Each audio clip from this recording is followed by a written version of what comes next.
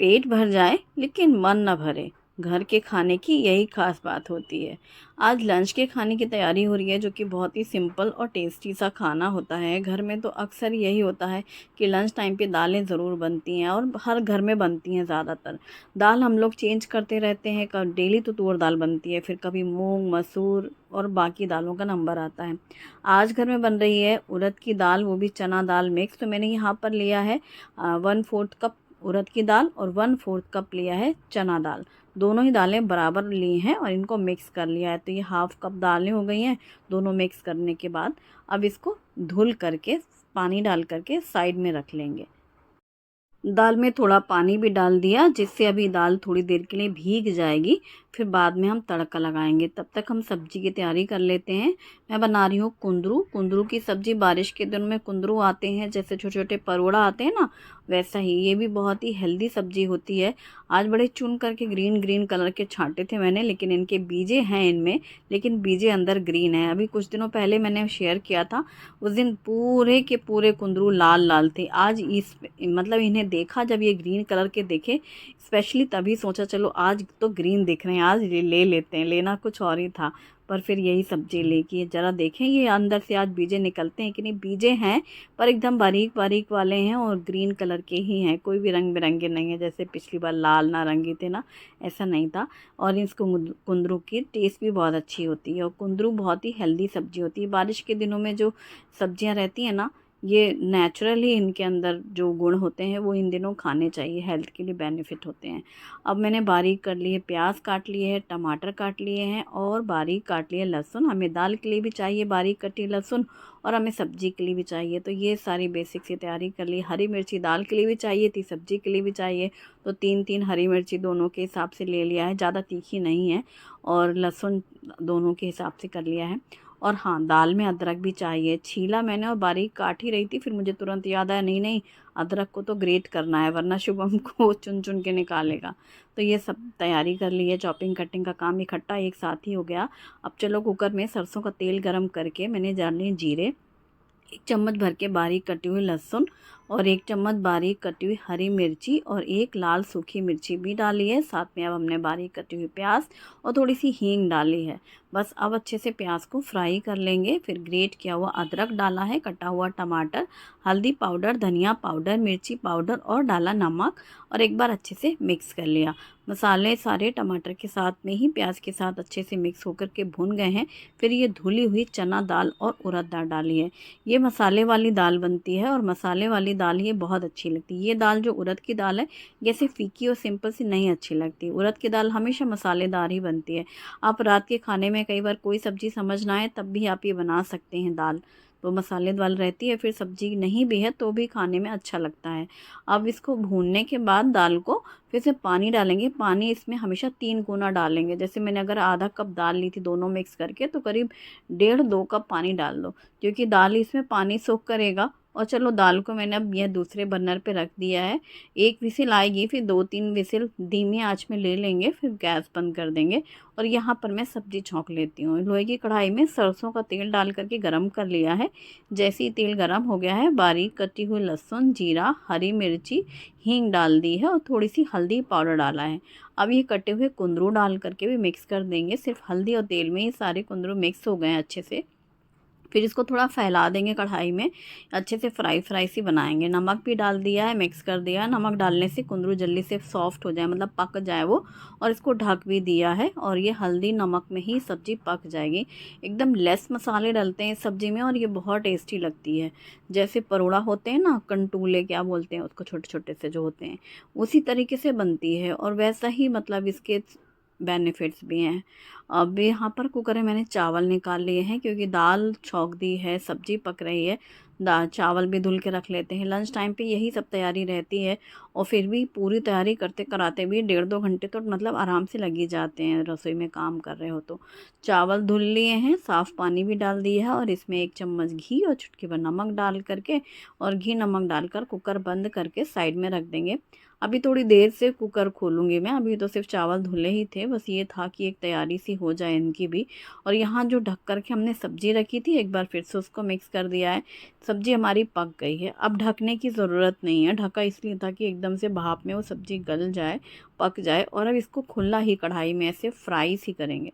कोई भी सब्ज़ी, आलू है या कुंदरू है, ये है परोड़ा है, इनको फ्राई करना हो ना कोई भी सब्ज़ी, तो फिर ढकने की ज़रूरत नहीं होती। भिंडी को भी फ्राई करना हो तो एक बार सब्ज़ी पक गए फिर खुला उसको अच्छे से मिक्स करते जाओ, भूनते जाओ तो अच्छी सी भूनती है वो सब्ज़ी।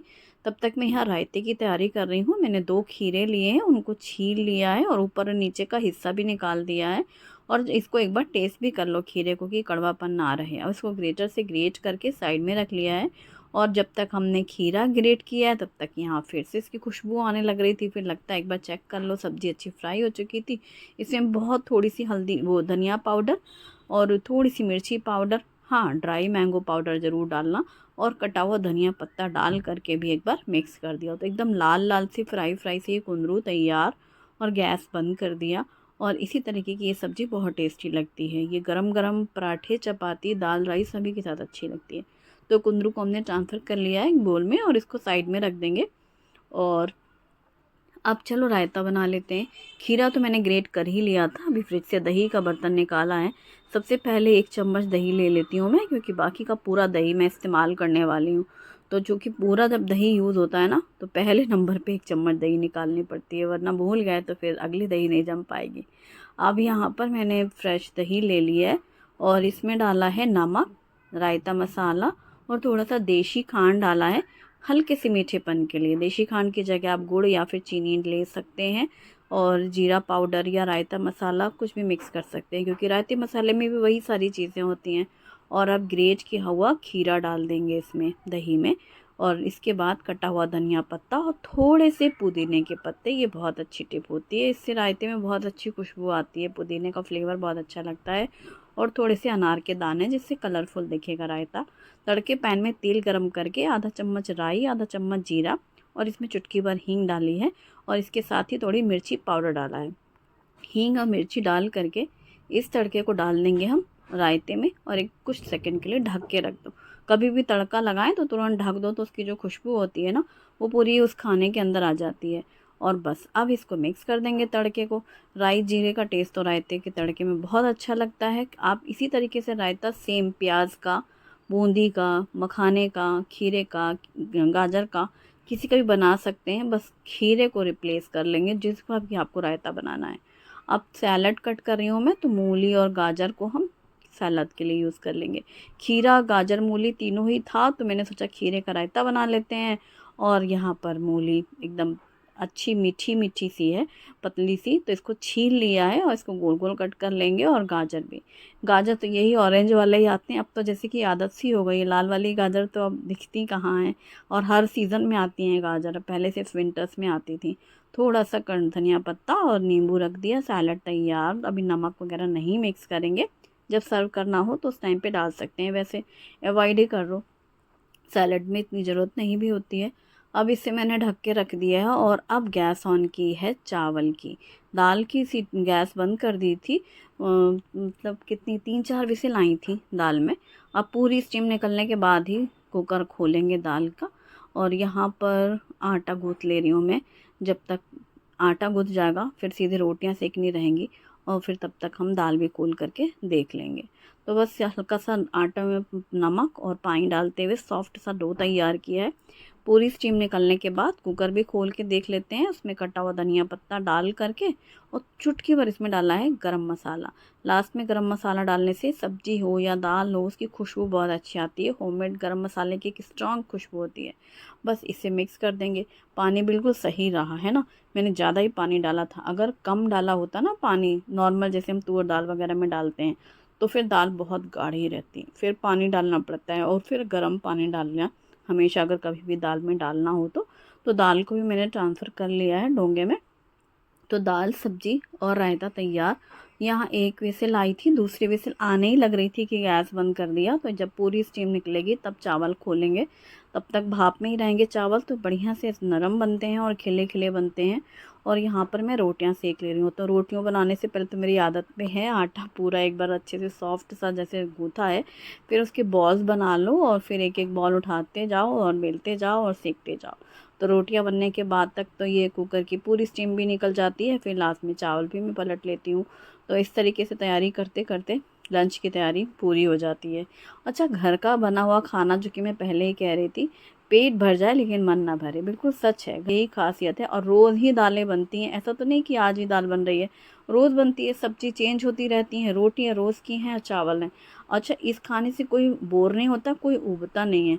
कुछ और बनने लग जाए, सपोज़ पूरी, पराठे, भटूरे, छोले या कोई ऐसी मसाले वाली सब्जियाँ, तो ऐसा लगे कल ही तो खाई थी, जो भी खाया हो। लेकिन दाल सब्जी में जो हरी सब्जियों की खासियत ही यही है कि आप उन्हें हर दिन खा सकते हैं, और घर में जब भी खाओ ऐसा लगता है आज खाना खा के बहुत अच्छा लगा। तो वही हो जाता है। और रोटियां सारी सीखने के बाद मैंने घी लगाया। कई बार मैं कोशिश करती हूँ कि मैं रोटियां बेलती जाऊँ और घी लगा के रखती जाऊँ। कई बार मैं वीडियो नहीं बना रही होती हूँ ना, तो मैं अक्सर ही ऐसा करती हूँ। उससे ना बहुत नरम रहती हैं रोटियां। जैसे एक रोटी सिक गई और जैसे आपने गैस से उतारा, तुरंत उसमें घी लगा के फिर रख दो कैसरोल में, तो एकदम सॉफ्ट रहती हैं। पर वही होता है, फिर वो मैं पूरा इकट्ठा करके लास्ट में फिर वो वीडियो क्लिप लेने के चक्कर में फिर पूरा करके फिर घी लगा के रखती हूँ। और यहाँ चावल भी खोल के चेक कर लिए, एकदम परफेक्ट खिले खिले हैं, इनको भी पलट लिया है और थोड़ा सा धनिया पत्ता डाल करके ढक करके साइड में रख देंगे। बन गया खाना। लंच की तैयारी में ज़्यादा टाइम नहीं लगता है, पर यह है कि सब कुछ पहले से सोच के रखो और सब पास में रखो। चॉपिंग कटिंग कर लो तो फटाफट से फिर एक के बाद एक के बाद एक कंटिन्यू सारे काम हो जाते हैं और फिर टाइम से खाना तैयार हो जाता है। चलो थाली परोस लेते हैं। तो गर्मा गर्म है ये हमारी उड़द दाल चना दाल मिक्स। आप इसमें बराबर की दालें भी ले सकते हैं, चना उड़द, या फिर कोई भी दाल इनमें से, जैसे उड़द दाल ज़्यादा लेनी हो, चना दाल थोड़ी डालनी हो, तो वो भी कर सकते हैं। तो दोनों तरीके से टेस्टी लगती है, सोनापन लगता है इस दाल में। और कुंदरू की एक बहुत ही टेस्टी सी सब्जी है, एकदम मसाले बिल्कुल हल्के से रहेंगे। जितने हल्के मसाले होंगे ना हरी सब्जियों में, उतना ही अच्छा टेस्ट आता है।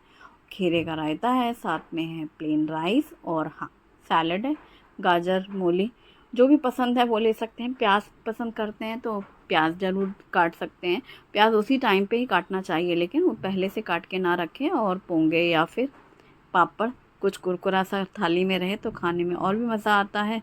और ख़ासकर जिनको आदत लगी हो, हमारे शुभम को तो कुरकुरा खाने में चाहिए ही चाहिए होता है।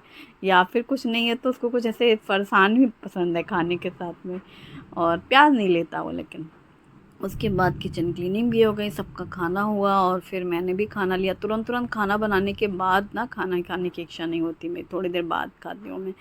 और बहुत ही टेस्टी लगती है ये दाल, मुझे बहुत पसंद है। और मुझे मसूर की दाल भी बहुत पसंद है। ये वाली दाल हमारे घर शुभम की फेवरेट होती है, इसलिए बनती है अक्सर ही। अगारो हार्ड एनोडाइज कढ़ाई विद ग्लास लिड में पानी नमक ऑयल डाल करके दिसानो एल्बो पास्ता डालकर कुछ वेजिटेबल्स गाजर मटर कॉर्न डाल के बॉईल कर लें, ढक करके साइड में निकाल लें। फिर उसी कढ़ाई में तेल गरम करके बारीक कटी हुई प्याज, अदरक लहसुन हरी मिर्ची का पेस्ट साथ में ही डाल करके, बारीक कटी हुई शिमला मिर्च, कटे हुए टमाटर, मैगी मसाला और इसमें ब्लैक पेपर पाउडर, नमक स्वाद के अनुसार, पिज़्ज़ा पास्ता सॉस डाल करके मिक्स करके भून लें। फिर इसमें बॉईल किया हुआ एल्बो पास्ता और इसके साथ ही वेजिटेबल्स डाल करके टोमेटो केचप भी डाल करके मिक्स कर लें। और ये तैयार हो गया एल्बो पास्ता। गर्मा गर्म पास्ता में स्प्रिंग अनियन डालें, सर्व करें। वीडियो पसंद आए तो लाइक करें, अपनी फैमिली और फ्रेंड्स के साथ भी शेयर करें। Thanks for watching, bye bye, take care.